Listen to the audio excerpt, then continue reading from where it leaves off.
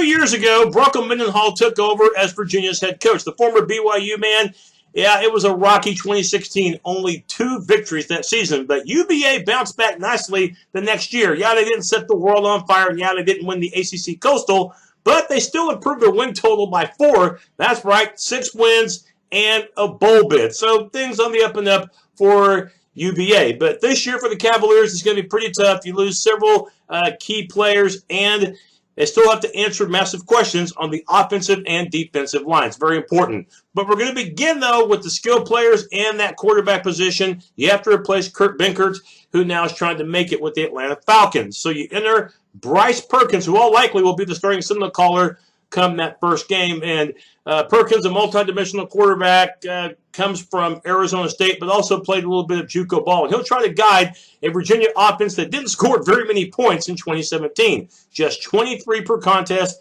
107th out of 130 teams in the country. But, you know, something, the ground game didn't exactly win any awards either. In fact, they averaged under 100 yards rushing per game. In fact, just 93 yards per matchup. It was a team that emphasized the pass, but still, when they needed the running production, for the large part, it had inconsistencies. But you do bring back, though, Jordan Ellis, who did have 6 touchdowns in 2017, 215 carries, 836 yards. But he has to improve on that yard per carry average, only 3.9 yards every time he touched the ball. Well, good news for the Cavaliers. You at least return a very valuable receiver in Olamide Zaccheaus. Now, Zaccheaus had 836 yards in receiving yardage, 6 scores, but really was a contributor for the Cavaliers offensively with his 85 catches. You also get back Joe Reed, who only had 23 catches. Reed is going to be very valuable because he is the team's leading kick returner. But there are some serious question marks about the Cavaliers offensive line-wise. Yes, you do return Evan Butts, the tight end, who had a couple of scores and 32 catches. But in terms of the down linemen, you only get 2 of the 5 back, and this offensive line did not really do that great of a job anyway in 2017.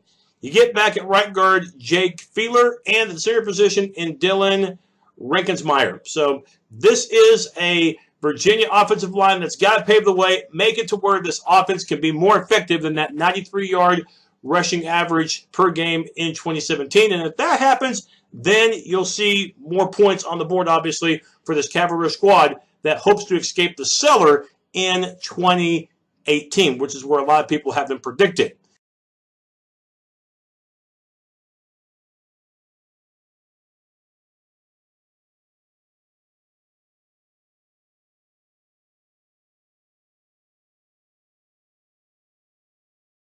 The opposition, well, they knew how to attack Virginia's defense in 2017 by running the ball and running quite well. The Cavaliers last season, well, they were pathetic as far as trying to stop the opposition's run.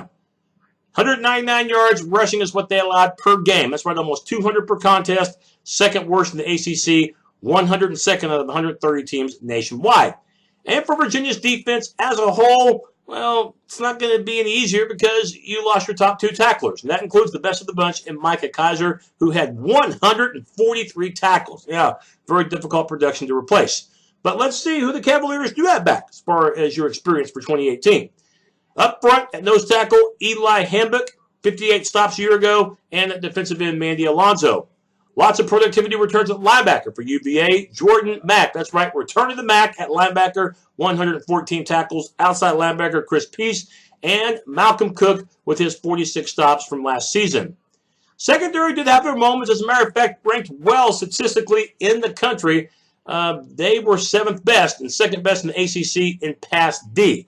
Of course, part of that was because of how good they are, but also, too, keep in mind that the opposition, like I said earlier, really attacked Virginia as far as running the ball. Not so much as far as passing. So those stats could be a little bit in the skewed section. But still, you have plenty of athleticism, despite the fact that you lose Quinn Blanding. You do get back Juan Thornhill and Britton Nelson. Both guys had at least 63 tackles last year and each had 4 interceptions. So you have that going for you. And at the corner position, you have Bryce Hall, who had 47 tackles. Game number 1 shouldn't be a problem for Virginia. They take on the Richmond Spiders, and they get them at home for the season opener. course, the schedule will get a little bit more difficult as it progresses. At Indiana, not an impossible place to win. Bloomington, but Virginia probably will be an underdog in that one. You get Ohio at home. Louisville will be the conference opener. You get them at home. Remember, no more Lamar Jackson for the Cardinals. So maybe shy of the victory, but the next 3 games, don't see it happening at NC State. Miami and Duke, 2 of those 3 games are away from Charlottesville.